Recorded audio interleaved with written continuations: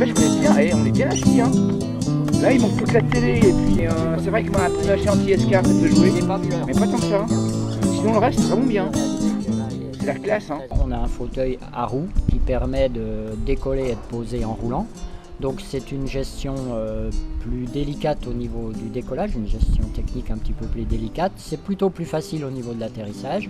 Ensuite, c'est aussi la gestion de personnes handicapées, donc il faut connaître leur handicap pour s'adapter et ne pas les mettre en danger, tout simplement. La formation est en quelque sorte en deux étapes.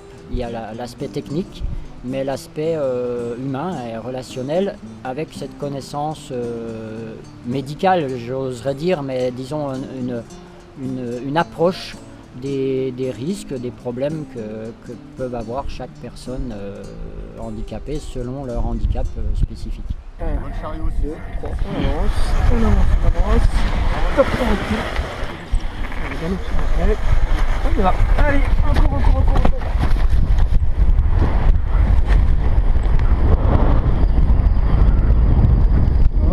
Ça va.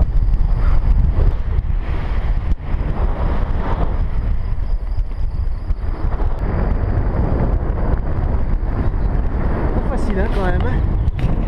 On va gagner à tous les coups. Hein.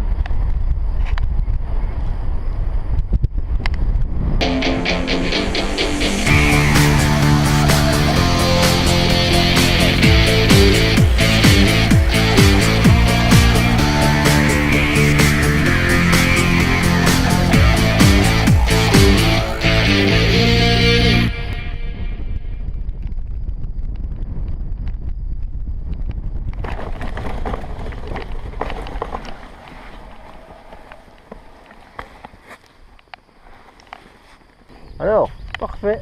Eh bien, déco un peu chiant, mais ça va. Les latéraux. Donc voilà, on va continuer. Pourquoi une formation au biplace fauteuil pour personnes handicapées? Pourquoi avoir fait ça? Handicap, pour pouvoir aider les personnes qui ont la maladie et puis leur faire découvrir un peu l'activité parapente et puis voilà, partager le vol avec eux et puis faire plaisir pour les deux quoi. 1, 2, 1, 2, 1, 3. 1, 2, 3. On avance. J'avais un petit peu, pas l'appréhension, mais là, je pensais pas que ça allait être si compliqué que ça en fait.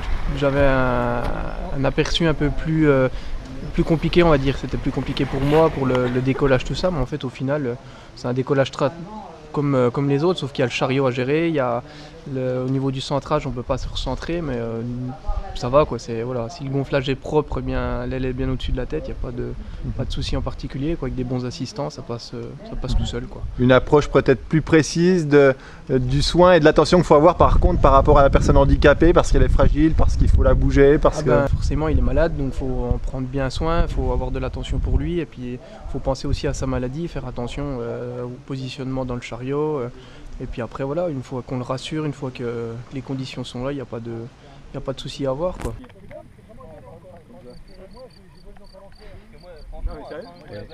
Il n'y a plus qu'à mettre une surface aérodynamique devant, puis comme ça tu pilotes ton lacet. Bonjour. Xavier, cette formation c'était comment? Ça va servir à quoi? Eh ben, ça va servir à parer des clics. Hein, donc on va faire certainement des opérations avec eux et puis développer en fait le parapente handisport. Hein. Donc il y a des gens qui sont handicapés, légers, voire beaucoup plus lourds. Et c'est vrai que avec la formation qu'on a eue, hein, donc l'éclairage des différentes spécificités des handicaps, ça nous aide beaucoup et ça a permis aussi avec les différentes personnes qui venaient de différents endroits de la région, de fédérer en fait une nouvelle équipe on va dire. Espérons que ça sera un nouveau départ. Il y avait un vrai manque par rapport au handicap dans la pratique du parapente, ça se fait encore trop peu? Je pense que c'est compliqué à organiser. Hein. Il y a un engagement personnel qui est très très fort, donc c'est pas facile. Hein, parce que c'est un sport qui est entre guillemets dit à risque. Hein. Donc c'est vrai que les gens n'ont pas forcément envie de s'investir dû à la responsabilité à avoir. Donc c'est vraiment un engagement. Et cette formation, elle est là pour ça. On a vraiment envie de s'engager, donner du temps. Voilà. C'est pas facile tous les jours. Hein. En fait, il y a deux façons de voler. Une façon où on vole un peu pour soi et où on envoie des choses pour soi et en fonction du plaisir qu'on a. Et puis il y a une façon de voler aussi en volant pour les autres.